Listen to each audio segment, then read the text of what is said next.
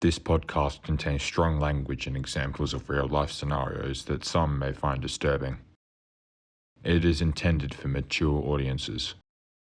Listener discretion is advised.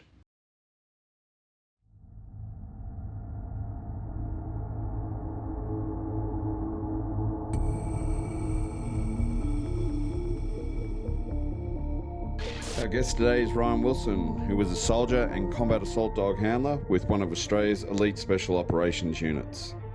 While we chat, Ryan and myself are sampling some whiskey from Whippersnapper Distillery right here in Perth. Ryan is drinking the Upshot and I am drinking the wheat whiskey. This interview is a rare insight into what goes on inside a special operations unit, and I hope that you enjoy listening to it as much as I did speaking to Ryan about it. I'm Jace Kelly, and this is the Virtus House Kennel Cast. Welcome. Oh, thanks. Thanks for having me. We're just going to chat about your time as a dog team. I know that we could do a whole nother podcast on you as an operator, but we'll just focus on the dogs. Yeah, no dramas. What led you to SASR? I guess I'll explain a bit how I got involved with the SASR, what I was doing beforehand. I was, between 2002, 2006, I was, a dirty university student, Bachelor of Arts, so I didn't wear shoes, at Murdoch University. So I was studying there. I was in the Army Reserve as well, at 16 RWAR. So I was always interested in the Army. Had no intentions really of going full-time unless it was at the regiment. I always sort of, growing up in Perth, you always sort of, the SAS was sort of always there at Swanbourne, and you always had something to do with it. I did my year 10 work experience at Campbell Barracks at the Q store there, which was interesting experience. Yeah, I bet. Yeah, that's when I realised I wanted to be an operator, not work in the Q store, but no prejudice against. Yeah, no, I do a great job too, difficult job. Yes, they do. Yeah, but yeah, so I always had this immense respect for the SAS and what they were, what they did, and I sort of, growing up, seen them as like gods, so for me to aspire to do that, it was kind of like a lofty dream at the time. I went, part of my degree as well, I went to study at Indonesian University about 2006. During that time, I met some Aussie expats, so we started playing AFL out of Jakarta, which I know sounds a bit strange, but they had an expat AFL team there, and I always played AFL growing up. So we went, I joined them and we went, toured around Indonesia and other places playing AFL, and it was great social activity. And getting to know these guys, I was a young 19, 20-year-old, and getting to know these older expats, and they sort of give everyone a nickname in the team. And I might have mentioned, how I idealise the SAS, and maybe one day I'll want to be one. And so they thought it appropriate to nickname me Killer. Okay. So I got the nickname Killer, and then I thought, well, shit, I'm going to have to actually go and join the SAS now. So, I returned to Australia like end of 2006, I think start of 2007. I went on a deployment with 16 RWR to Solomon Islands, Operation Anode, and used that to, because we had a lot of free time over there. So I used that to train up, and then did selection in 2008. Okay. Yeah. So obviously, as we know, SASR has a very rigorous selection Rio cycle. So there would have been a considerable amount of time before you got through all that. Yeah, it's a long process. I think it takes about 18 months all up from start to finish, and a series of courses along the way, sort of checkpoints, I guess, that you have to pass to get there. So, and that's just to get into the squadron. You know, before we're not even talking about specializations yet. So like dog handling and things like that. So it's a long and stressful process. Yeah, I bet. What are the specializations you guys got there? Yeah, so I guess, well, dog handling, like we're talking about, you know, sniping and other things like that. They're the two that, you know, I was sort of involved in. Do you get to choose, or does it get chosen for you? Well, a bit of both. You get to voice your opinion, I would say. Right. And then I guess, you know, it's what's best for the regiment at the time. But saying that, it's not really practical to have someone doing something they're not enjoying. So you really want to encourage people to specialise in areas that they enjoy. So that was from my experience. Like I got to the regiment to 3 Squadron in 2009, end of 2009, I think, and the squadron just come back from a rotation. So, you know, I got to the squadron and just kept my mouth shut, and I was a rookie, and you know, you don't really say much. On day one, I was volunteered for the sniper course. Okay. I never had any interest in sniping. I've never been a gun nut, never been, you know, that kind of person that typically a sniper course attracts. Mm-hmm. But in those, you know, at that time, and you just shut up and did what you were told. So I rocked up and, you know, began my mediocre career as a sniper, I suppose. So, but my heart really wasn't in it. You know, I enjoyed it to a degree once I did the course. Yep. There was some really good people involved in that, but my heart just wasn't in it. Okay, so from there, you're sniping, specialising in sniping, deployments in amongst all that? Yeah, so I had a couple deployments over to Afghan with 3 Squadron, as a sniper or as an assaulter as well during that time, yeah. Okay. Exposure to dogs while you're over there? Yeah, I mean, the troop had dogs. I think we had Mark Donaldson with Devil. Yep. And, Beef or Dave Barclay with Rex. Oh, yeah. Yeah, Beast. So interesting dog. Yeah, definitely. But to be honest, during that time as a rookie and, first sort of rotation or first couple of rotations, I was mostly concentrating on just not dying. That was my biggest priority, I guess. And fair point. and I guess not letting down the team. And, you know, you just want to make sure you do your job 100%, 110%, and you don't let anyone down. Yeah. So, I seen the dogs there, but I didn't really have a lot to do with them, to be honest. I didn't see, I seen them in and out the team, but I didn't really comprehend what was involved to be a dog handler at that stage. Yeah. Sure. Okay. So do your deployments, dogs are kind of in the peripheral, and then it comes time for you to start thinking about something else. What were you thinking about? Well, we know it's dogs, but what led you there? What was the path? Well, to be honest, like I said, dogs, I've always loved dogs. Don't be wrong, always had them growing up. But, you know, I never really considered it until a mate of mine, Matt Hart, came up, and he'd just recently done the course and was teamed with Odin. Yeah. And an absolute weapon of a dog. Yep. Love Odin. And, you know, he sort of explained it to me a bit, and, he's the one who really sort of introduced me to dog handling. And then on the next rotation I went on, he introduced me to a Sergeant J, so I'll keep it at Sergeant J because he's still currently serving, so don't want to give too much away. But so he introduced me to him, who was he was the dog handler on this next rotation. So he was the only dog handler, and he had 2 dogs that went away with us, Jacker and Fax. Yep.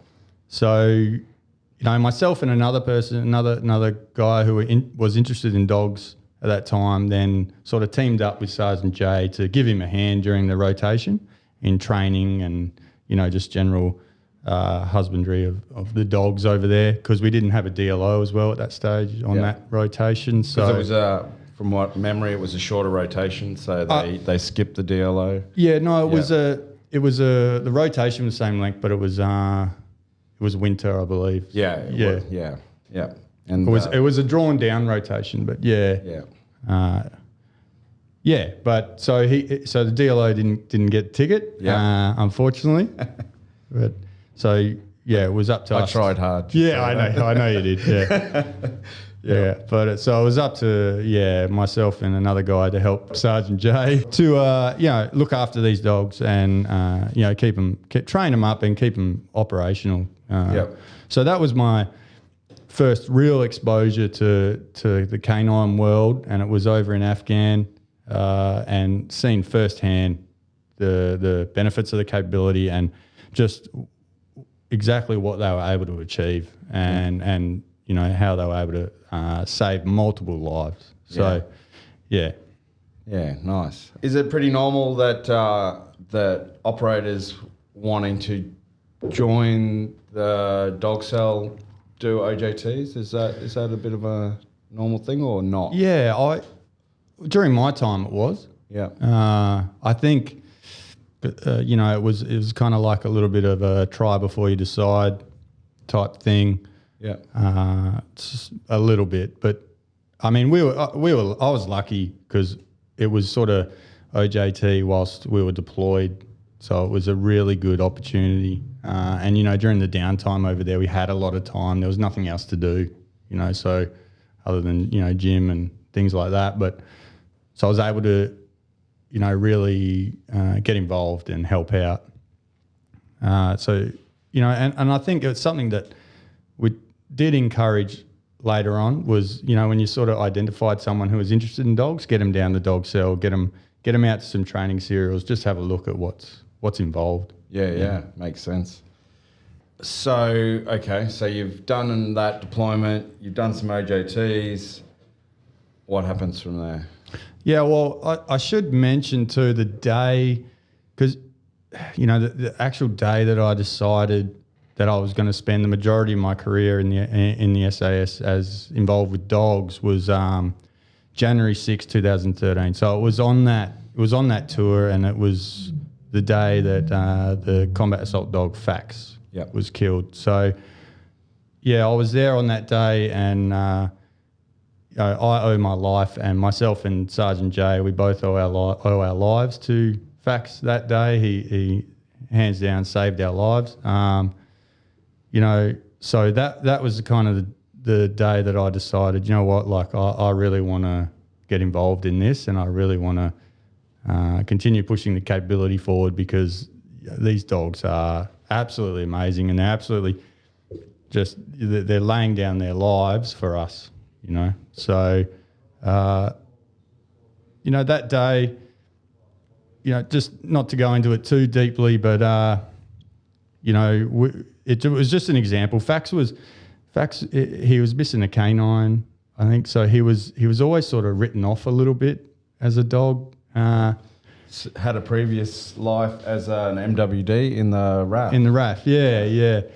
And, so he was our sort of backup dog, so to speak, over there on that tour.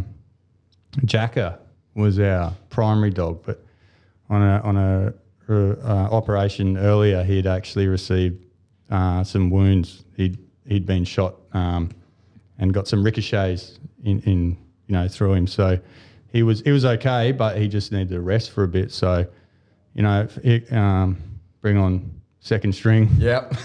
FAX, and we'd been putting a lot of effort into FAX on the trip, to be honest. He needed a fair bit of work, and this is where I learnt a lot from Sergeant J in problem solving with FAX, and it just paramount to their ability and the training that's conducted, because on that day he did exactly what he was asked, and as a result saved our lives hands down. So unless if you're not familiar with the story, I know it's I think it's out there. It's public consumption. But Yep. it's basically myself and Sergeant J were tasked to clear a HLZ, so a helicopter landing zone, for extraction. And at the time we took off and started to clear down I suppose like a little creek line, little wadi. And unbeknownst to us, there was a Taliban waiting in ambush behind a large rock down the creek line. But fortunately for us, we had FAX out front, and he was able to, get the guy on the wind, come back and bite the guy, so alerting us to his presence. And unfortunately, the guy was able to shake him off and shoot him point blank range. But it gave us enough time to react and saved our lives. So forever in debt. For FAX. Yeah, It's pretty heavy, really. The dogs kind of get a little glamorized in social media, but they have a real job to do. And what a perfect example. Yeah, and it's something I've never really forgotten, to be honest, and it's something stuck with me through my whole career with the dogs. And it was, really, having that experience with them, with FAX, is just really, I was so passionate about the capability. Yeah. Yeah. So and sometimes I just couldn't understand why other people weren't as passionate. Yeah. Yeah. It was a real kind of step up for that dog. Like, obviously, not taking away from RAF. I'm a RAF handler, or was a RAF handler, but you really had to step up to the major leagues from where he was at. So, a big thing. Yeah, and it was in him, and he had it, So it was just a lot of work. But he unfortunately he died, but he died doing what he was trained to do, what he had to do. So, and for that, I'm still here, Sergeant J, and there's multiple other stories like that, multiple. So there'd be dozens more people that's lives are saved because of the canine capability. So how good's that? How good's that? So, you don't know it at the time, but that is basically shapes the rest of your career. Yeah, for sure. So, like I said, I was a mediocre sniper. So I decided on returning to Australia after that tour that I would get involved with dogs. So I did the dog course, which I believe you were on as well. Yeah. So I can't really lie about that. Yeah. Oh, mate, I'll embellish it. It's all right. So what kind of time period between that deployment and going on course? Oh, I think it was might have been about a year. Okay. Well, just under a year, just because of the course sort of line up, and there was. I think I had I broke my ankle as well at the time. Good time. Parachuting. I was mediocre free faller as well. I don't know what I was good at. Actually. I think I was mediocre at everything. But you're with SASR. Yeah. So you're already a step above. So let's not hammer on yourself too much. But, so in that time period, coming back and all that kind of thing, you kept going to the cell, kept getting exposure. Oh yeah. So before I did the course, I was up the cell all the time. Yeah, right. Like with yourself, with Sergeant J, with everyone, and just really trying to get as much knowledge as I could. Obviously, you would have had Matt in the squadron with you. Yeah, and Matt was obviously he was probably a junior handler at that time with Odin. Yep. And I think he just got back from a tour with Odin, so he had a lot of experience there as well. So, and you would have had Dave Barclay there as well.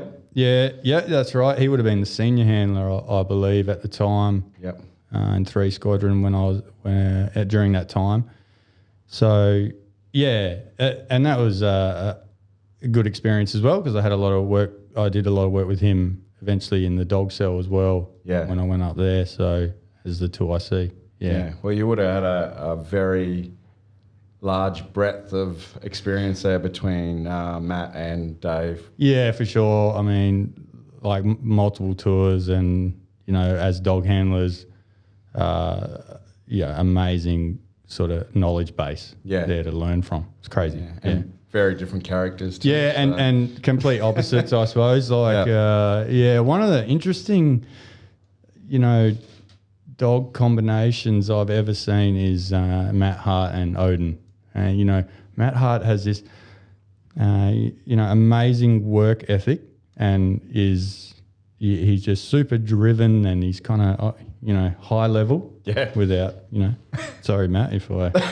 No. But high level, and and Odin was a kind of more of a chilled out sort of dog, but eventually sort of took on some of that personality as well from Matt. So it was an interesting combination, I think, because Odin wasn't your typical sort of alpha dog. Yeah. So to speak, whereas Scary was. Yeah. Sorry, Matt was, Yep. So it was, but Matt, he had the ability to be able to understand that and adjust his training to that. So, It was good. Yeah. Odin was a weapon, hey? So, he was a weapon. Yeah. He was rough bred. Just so the public knows, like the dog world between Air Force and SASR, while it wasn't always smooth, it was very intertwined. A lot of the early combat assault dogs were RAF bred and probably continue to be. I'm not sure now, but yeah, just so when we keep talking about where the lines come from and that kind of thing, a lot of it was Air Force back then. Yeah, I think it's important to acknowledge that, and I think it's important to acknowledge that the capability at SASR wouldn't be where it is now, or wouldn't have achieved what it did during the Afghan war without the support of the RAF, or without the RAF backing it. So I think it's important to acknowledge, and I noticed that particularly when I was up to Cell. Yeah. Okay. Yeah. Well, war makes for some strange bedfellows. So. Yeah, I know, but what can you do? Indeed. So you're there. You're doing OJTs. You got Matt. You got Dave working within the squadron and up at the Cell as well with all the other members there. Yeah, I think we had Dono as well. Yeah, Dono still had Devil back then. Mm-hmm. And are you getting a picture of what you're in for, or not really? Well, yeah, I guess to a degree. Like, I can't complain that I didn't get a good, lead up to what's involved as being a dog handler. But I guess you don't really understand what's involved until you've got a dog, until you're doing the job. Yeah, you can go along to training. You can sort of handle someone else's dog that's like Odin, who anyone could handle. Yep. He was one of the most obedient dogs I've ever seen. So you got this false sense of sort of comfort that, this isn't that bad. It's pretty easy. Yeah. But you didn't really see all the hours and effort and blood and sweat and tears that went into getting Odin there, or getting Devil to where he was, or to Rex. I mean Rex, the blood's probably your own blood. Indeed. Yeah. Indeed. But, I definitely had my own struggles with that dog. So had a bit of an understanding, but definitely wasn't fully aware till I was actually got a dog and started doing it myself. Yeah. All right. We'll have a quick break and then we'll come back. All right, mate. Thanks. When the long surf caps off the day in marks, or the sand on your feet fills your mate's car.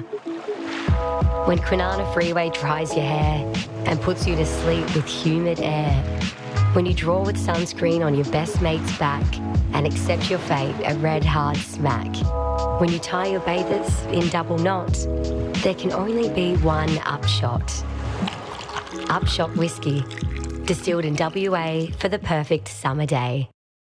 So you're done there, your OJTs, they've said, all right, stamp down, you're on course. Yeah. Show up to course. We could probably do a whole podcast just on course, but tell me about it. Yeah, for sure. Like, it's a tough course. Now you've I sort of rocked up thinking, I've had a whole year of OJT. I've been away. I've had, experience with dogs overseas, and sort of rocked up thinking, I've got a bit of a head start here. And I was wrong. I couldn't have been more wrong. It was a reality check, and when we started the course, and it's a tough course, because not only are you expected to develop skills individually as a handler, now you've got a dog to develop along with you. So that's incredibly challenging, and you need to make sure your skills, your CQB or your combat skills are sorted, because now you're doing it with a dog, and often the dog's looking to you for guidance, and you're like, I don't know, buddy, I'm sorry, I don't know what's going on, and so it's an incredibly challenging course in that regard, because and then there's understanding dog psychology and understanding how to train a dog, and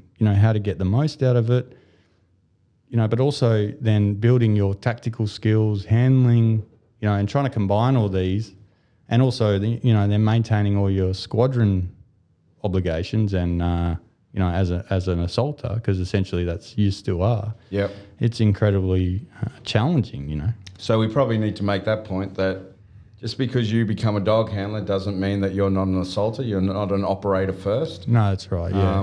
So maybe expand on that a little bit, just because obviously people think, oh, well, he's a dog handler, he'll worry about the dog and not worry about everything else. That's not true, is it? Not true. And to be honest, you were expected to be a team member, to not to have that dog with you, but not sacrifice any of your capability within that team. So, if anything, obviously you had to. It was a force multiplier. You had to use the dog to, add value to the team. But you're definitely not exempt from doing any of the squadron training or, keeping up those skills. Yeah. So, and that was a battle in itself as well. Yeah, I can imagine. Let's expand on course a little bit. So, I'll let you introduce him, the man of the hour. Yeah. Well, I was lucky enough to be teamed up with a dog from day dot that I stayed with my whole career, and just I don't think there could have been a better pairing. No, you guys were definitely meant to be together. That's for sure. So and his name's Kenny, and that Kenny suits him, I think. And when I first got him, and I was like, Kenny. What the fucking dog have I got? I was like, I want to kill her, or I don't know, some cool name, like you had Odin's, you had all these great names, and I got Kenny. I'm telling you right now that it's the dogs that have the sedate names. Yeah. They're the ones you need to look out for. I'm telling you. If they got a name like Satan, don't worry about them. If they got a name like Kenny, be careful. So so I was kind of a bit like, all right, let's go, Kenny. Let's see what you got. But it was great, and I don't even know where to start with Kenny, to be honest, how to explain. But well, let's start at the beginning. Yeah, so you're pairing up. Yeah, so it took a long time to bond with Kenny, to be honest. He's a very independent dog to start with. Yeah.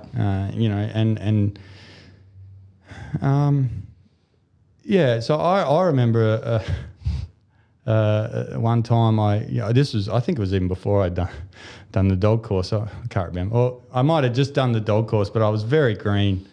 And Kenny, and I thought I'd get him out, take him for a little run around base. Yep. As you do.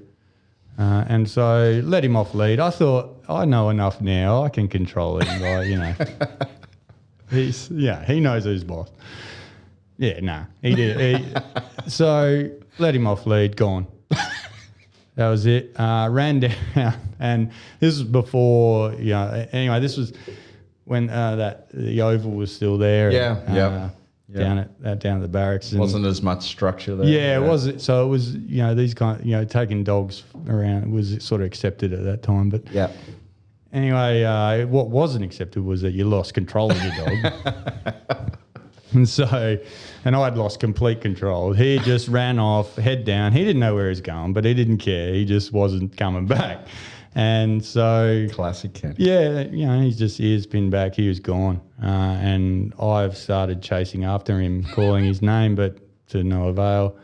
And, luckily, I believe it was yourself, was on the oval at the time working other dogs and saw Kenny just wandering around. Galloping across the oval, and you managed to get his attention and call him over. And then I think 10 minutes later I rocked up, said, "Have you seen my dog?" So that was my sort of introduction to Kenny. And I thought, I've got a fucking dud here. He's an independent thinker. Yeah, he was, but so, yeah, that was, and another story actually, while we're on that sort of thing, is during the course, I remember we're sort of setting up for an out front serial through the bush, and I just had that feeling that something was going to go wrong, and I just could see it in Kenny's eyes. I was like, I just know you're going to fuck me over. So we're getting assessed and all this, and the biggest thing, don't lose control of your dog, and I could just see in his eye, he was like, yeah. See you later. Yeah. But so I went up to him and, bent down and sort of unclipped him and grabbed him by the collar and just sort of whispered in his ear, out front, because I didn't want to excite him too much. And boom, gone. Just ears pinned back. He was gone through the bush. I'm, yelling, carrying on, trying to, no, couldn't get him. Anyway, he's gone. I'm stomping through the bush with the team, with the instructor behind me, just like, fail. Anyway, finally find him. I might even remember that debrief. Yeah. And it's etched in my memory. I think forever. You might have been the guy in the bite suit. I might have been, yeah, I'm not sure, yeah. Anyway, I just finally find him, and he's hanging off, probably you, I think, in the bite suit. He just was hanging exhausted. Exhausted, and he'd been there for about 15 minutes because that's how long it took us to get there. But he just head down, found you, and just bit you. And that was Kenny, though. That was him. Yeah. He sometimes, he just knew what he needed to do, and he just do it, and you couldn't tell him otherwise. But he was a funny character. He was a bit of a regiment favourite. Everyone. I don't know. I don't think anyone disliked Kenny. Yeah, you couldn't not like him. Yeah, he just had this personality that was, really lovable, and he was just a clown. Yeah, and at sometimes, he could really turn it on when he had to. Depending on what mood he was in, but he could turn it on. He could. Mate, had a monster bite on it. Yeah, he had a really good bite. Had super ball drive. He was driven. So it made it easy to train. But I mean, I couldn't get the ball out of his mouth. That was another. Well, not just you. No, I mean, we had dramas with that, the old letting go of the ball. But he could really turn it on. He used to fly through the air to when he would bite people. Had no sort of self-preservation at all. I remember one day we were doing some work with Waypole, and had one of the police in a bite suit, and he just poleaxed this cop, and I think the cop did his ACL, and I can't remember, but yeah, so unfortunate, but that was Kenny. He could be really aggressive dog, like really, he could really turn it on, and then at the same time he could really not turn it on. He used to be out front and look back at you and run into trees.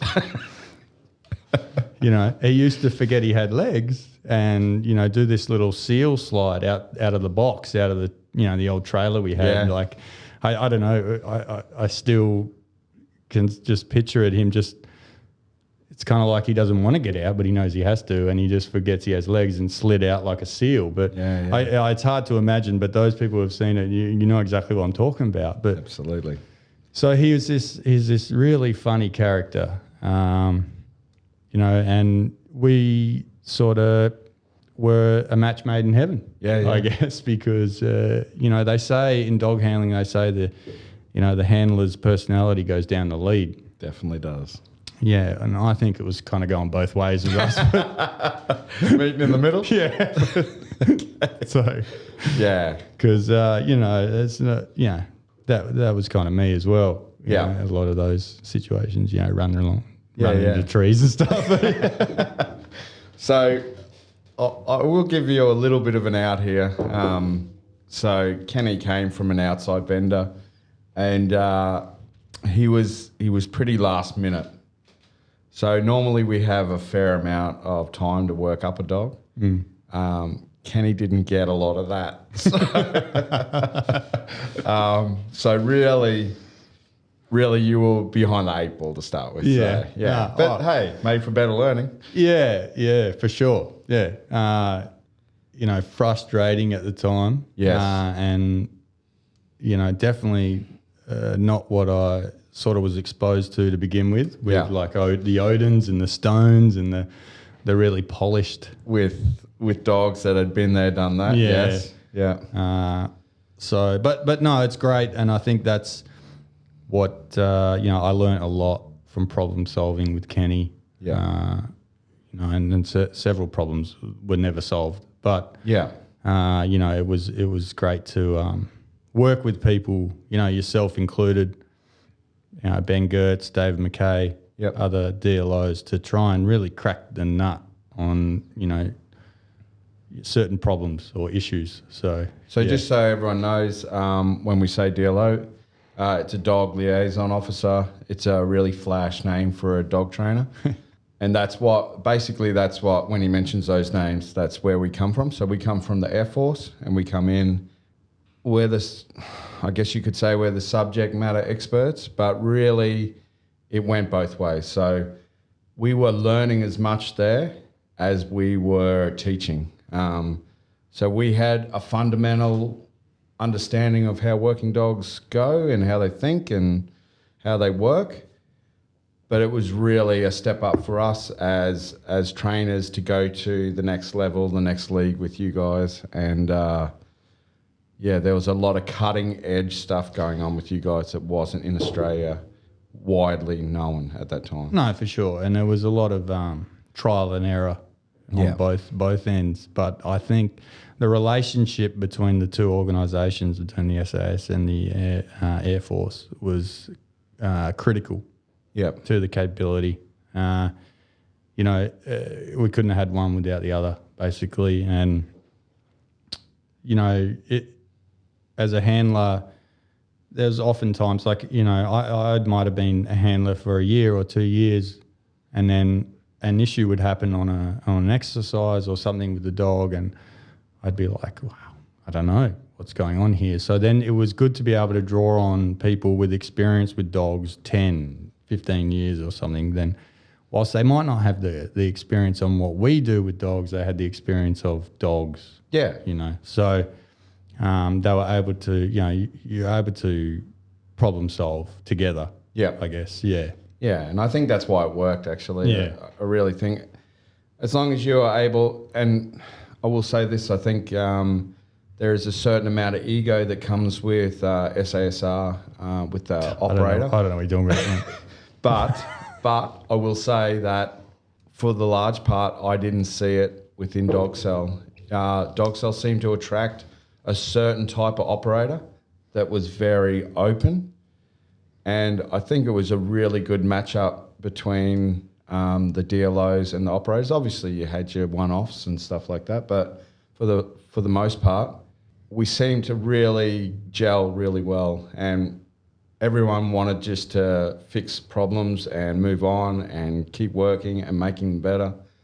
And it was not what I expected. I expected to come up against a bit of a wall there, but I didn't. I think that, for some reason, I don't know what it was, but the operator that was attracted to the cell was very open and very easy to work with. No ego, well, very little ego, let's put it that way.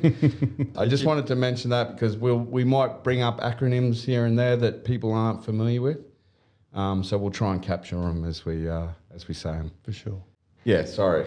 I think took you away from that. No, I think it's a good time to sort of talk about, perceptions versus reality with the dog world, because there's a sort of large gap. Yeah, right. So there is. I guess my perception of dog, getting involved with the dog handling, I thought, this is going to be awesome. I'm going to get a dog. I'm going to run it down the beach. I'm going to have, it's going to run up to girls. Yeah. I'm going to use it to pick up chicks. Yeah. Take a few selfies, put them on your Tinder profile, and then, take the dog back, put it away. Someone else looks after it. That's exactly, that was my perception. And I knew there was some work involved, to take it away and do some things. But, I'm sort of joking a little bit, but not too much. But, and if any dog handler says otherwise, that they didn't think about that, they're lying. Because just have a look at all dog handlers' partners. I mean, I've seen your partner. She's too good for you. Way too good for me. Yeah, and my partner, she's... Don't listen. My partner's way too good for me. Yeah. There's only one reason we've got good-looking partners, and that's because of our dogs. So, so that's the sort of perception versus reality. On one end, it's perception of those people getting involved in dogs versus the reality. So, there was that perception, and like I said, if anyone denies it, then they're lying. But because who doesn't love a dog? Yeah, absolutely. Especially a Malinois. Yeah. But and then the reality, I can tell you, if I knew about the reality, probably wouldn't be sitting here with you. I probably wouldn't be a dog handler, because I get it. It's a lot of work. It's all of a sudden you've got incredibly long hours. You're waking up early to clean kennels, so you're scooping up dog shit, and not just yours. You're cleaning the whole kennel bank. Yeah. So there was moments there where I'm sort of spraying down a kennel where usually Kenny, where he's spread dog shit everywhere. He didn't have the best kennel manners. Let's be honest. No, that's true. And just thinking, how did I get here? I was, but no, all jokes aside, it was a lot of work.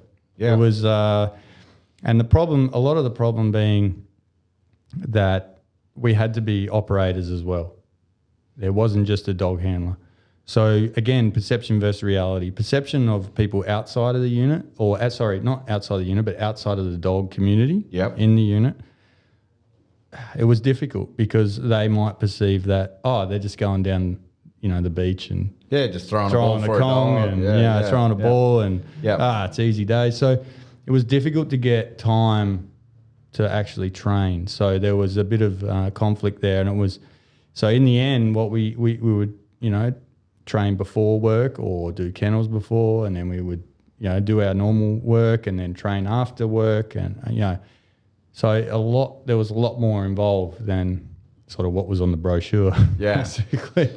But but to be honest, once you got a dog, you don't regret it. You don't think twice. You're like, it's all about the dog. Yeah. And you can't, it's not like when I was a sniper and I put my gun away for 3 months and then get it out and it's still good to go. I couldn't put the dog away for 3 months and then come back and, expect it to be still good to go. No, like every day they need maintenance. Every day, obviously, need to be looked after. So, and that's not only on a husbandry front, but on a training. Like, they degrade just like we do with skills. So, once you teach them something, you can't just expect them to, know it forever. You got to maintain it. So it was a lot of work. And there was just a bit of a, I guess, difference in understanding between some of the leadership and I guess dog handlers. So during my time, I think I found it quite difficult to get time allocated, especially when I was a senior handler, and that to get time allocated to do dog training, because it was kind of just seen as, you're just going to throw a Kong. Yeah. So, and that's probably a result of as we progressed and as more officers came through, troop commanders and that hadn't been overseas, that hadn't experienced the benefit of the canine capability, they didn't see, the capability the same way that the rest of us did. They didn't see FAX saving your life. No, they didn't, right? Yeah. They just seen it as a logistic burden, as, we need to get from here to here, and now I need to try and work out how to get a dog there as well. And no, it's too hard. They didn't see the benefit in all the hard yards.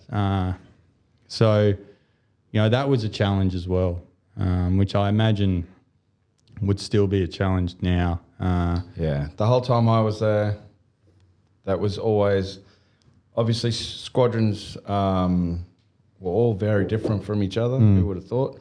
But the overarching thing that was the same was you guys always struggled with your squadron management to get time to work dogs. Yeah.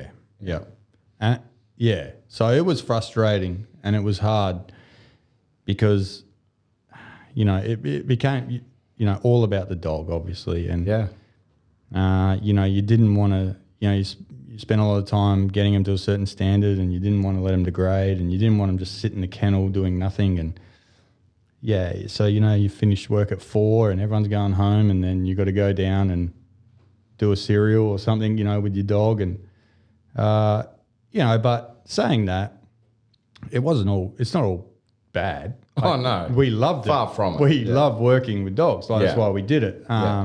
So I don't regret it at all. I just, and me, I try and shy away from hard work. No, really? You know how I feel. But no, it might be the whiskey talking. I don't know. No. We could feel your struggle, and it depended on the DLO that you had, because the DLO would be there when the sun's coming up. Yeah. And then you go, hang on, come 4 o'clock when you're supposed to be going home. Yeah. Now I want you to stay back for 2 hours and work dogs. Yeah. And so it's sun up to sundown. And some DLOs struggled with that. Yeah, for sure. But no, you're right. And that's another perspective that, I haven't discussed, I suppose. And I was, just sort of coming from the operator point of view, which is, like you said. Oh, that's why we're here, but yeah. No, but I think you're right that, it was a team effort. It was a flow-on effect for everyone. And it was hard for everyone. Yeah. Just because we just didn't have those synergies down place to sustainable, I guess, to make it work. And it was some of the frustrations I had when I was in the dog cell as well. Let's not get too far ahead of ourselves because we're still on course. We're okay. Sorry. We still want to kind of get through course first. Okay. Sorry. Because there's so much involved with that. How long was the course, roughly? I think it was about 6 weeks. Yeah, it's about 6 weeks, but a pretty crazy 6 weeks. Oh, full on. It's lived and breathed it. Yeah. It's it probably should be twice that length. Yeah. But we just don't have the time to, in the regiment.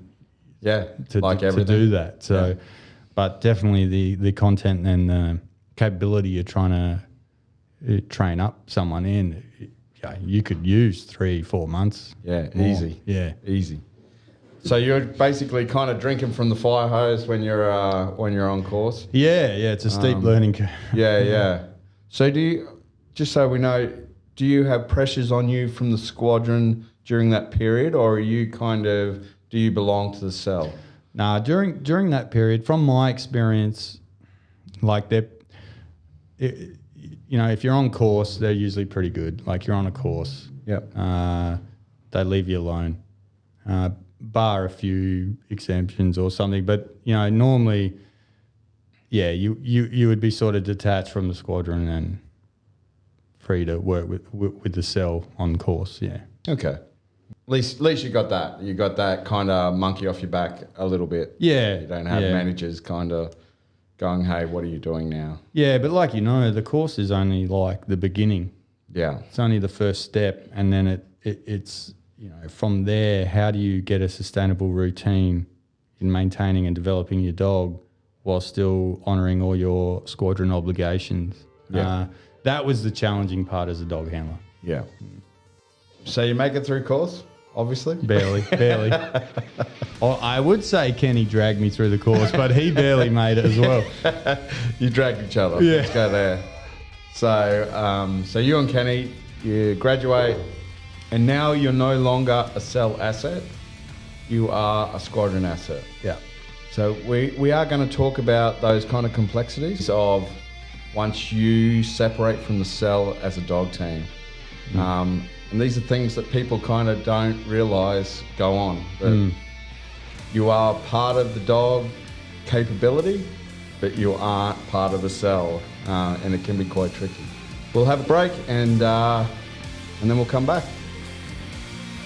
On the next episode of Virtus House Kennel Cast, we talk to Ryan about moving to the squadron as a handler, some of his influences within the squadron, and more antics of Combat Assault Dog Kenny.